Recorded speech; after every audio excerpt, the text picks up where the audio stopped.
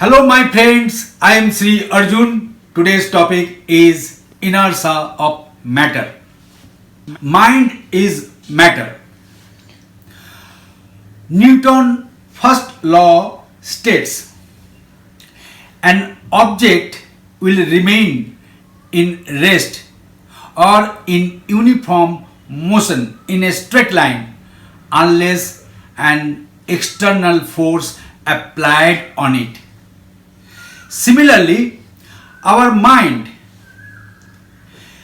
try to remain in rest, in status quo, in conditioning, in comfort zone. Unless and until a big push is not applied on it, it will not move. This is the conditions of our human mind. First, if you want to connect yourself to the field of transcendental consciousness, the field of infinite possibilities, the first condition, first requirement is you have to break free from your procrastination habit.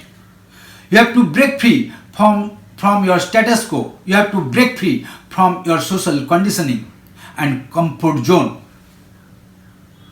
Then you can connect yourself to the field of transcendental consciousness. Then your life will be phenomenal. Your life will be work.